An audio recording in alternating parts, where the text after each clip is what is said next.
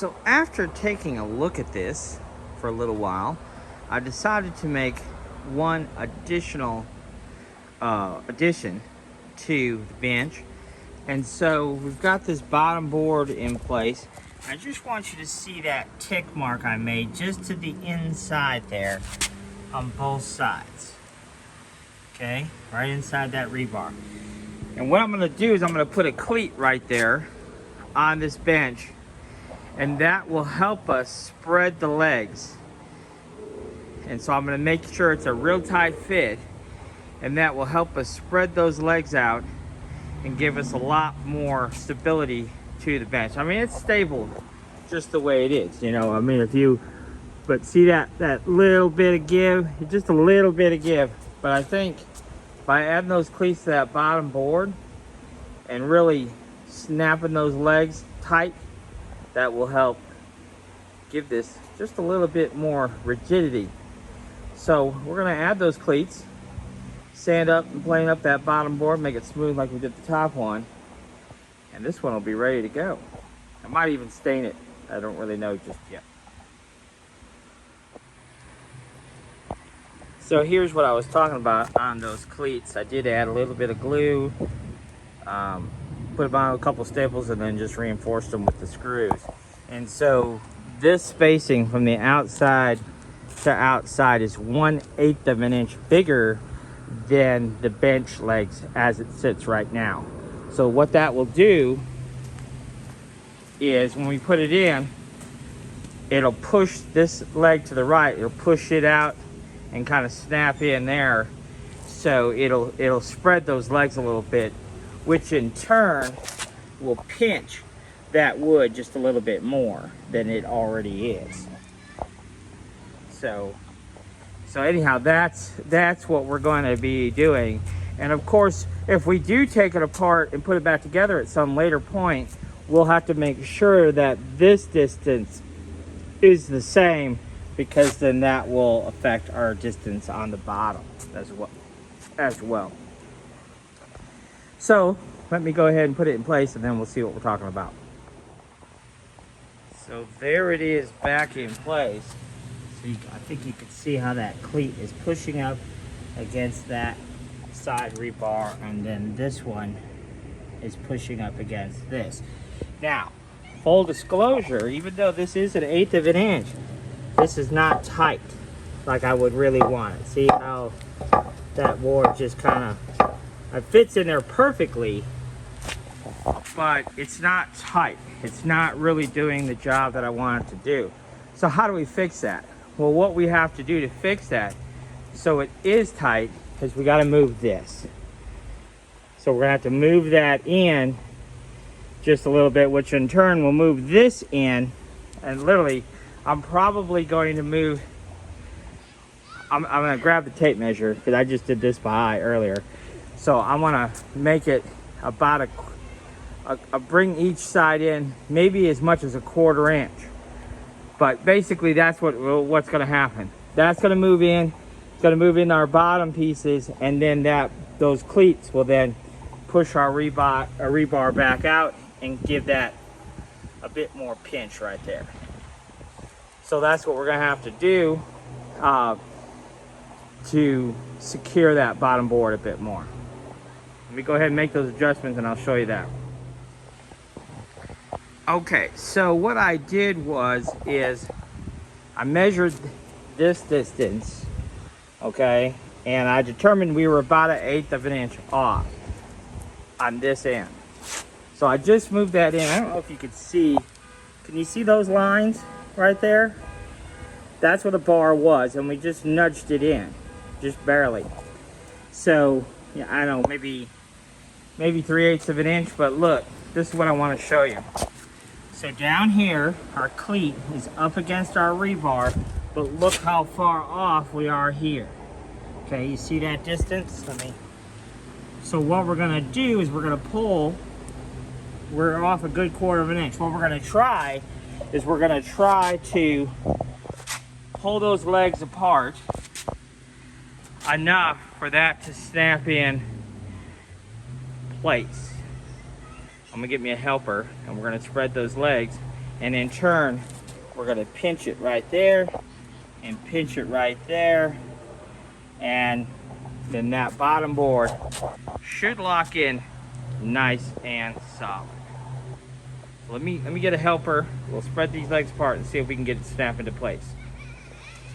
Okay, that worked a little too easily. So here's what I found out. First of all, let me just show you. So when I lift up this board, now I'm not giving a lot of tension, but see how that's still not locked in. So what we have to do is slide these in just a little bit more, because I need some tension there, is what the issue is. So we're gonna slide that in a little bit more and then see, but so I just want to show you that this is how we got to make these adjustments. So now I'm gonna move this leg in a bit, see if we can't get some tension on the bottom of the legs.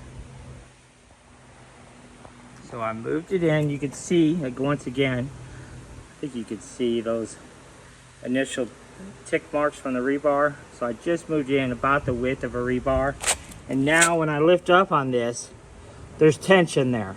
Can I pull on it fairly easily and pull it up? Sure. But, you know, I am giving a little bit of pressure and it's not coming up. And that's what we want. I think we could probably give it a little bit more tension there, but I also think that works pretty good. So here's kind of my final thoughts and conclusion. If we are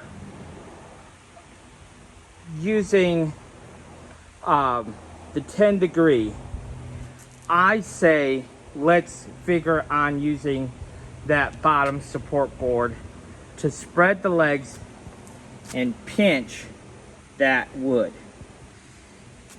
I think that's going to give you the most stability. If we were using 15 degrees, and we'll have to make a set for 15 and just see, then I think there is enough of an angle, and when you're sitting on the bench, downward pressure to provide the pinch just by the weight of it, and you wouldn't necessarily need that bottom support board. Without making a 15 degree version, there's really no way to tell unless you test it out. So anyhow, it is a good looking bench. Now, one other thing I just wanted to point out to you, look, take a look at this bench right here. See how this is 15 degrees. Okay, so it's quite a bit more pitch, but look at on the side. It's also 15 degrees splayed out widthwise. Well, you could do the same exact thing as we did here. So the bottom shelf, instead of these legs being straight up and down like they are, they could be splayed out, which would give you more stability on the bench. But also, if you had a bottom shelf, would give you a wider bottom shelf. So if you were doing something similar to this for a sofa table, which I intend to do, by the way, I think this will make a really sharp looking sofa table. I mean, there really is so many different options. There really is.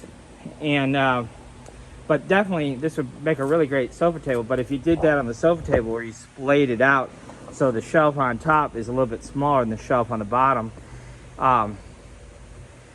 it could be really sharp. And like if you were doing a trade show display, you could make these legs really tall, and you could have a bunch of these, you know, for each shelf, and be able to slide in there. So, you know, there's definitely a lot of applications. So that's mainly what we were going after. But I'm really happy that it came out the way I envisioned, and that 5/8 rebar is definitely going to do the trick. I've never messed with 3/4 inch rebar just because it's not really readily available locally. You'd have to like go to probably a steel yard. All this rebar that I'm getting in 20-foot lengths is all available at my local Home Depot. So, but I'm pretty sure Home Depot only carries up to 5/8. They have 5/8, 1/2 inch, and 3/8. And the other odd thing, guys, if you are buying your rebar from Home Depot, be careful, because one of my local Home Depots only has 10-foot lengths, and literally for like $1 more a stick, you can get a 20-footer. It's kind of weird, the pricing. So just be aware of that. And then what I do is I just take my angle grinder with me, and I cut it down to 10-foot lengths in order to fit in my work van.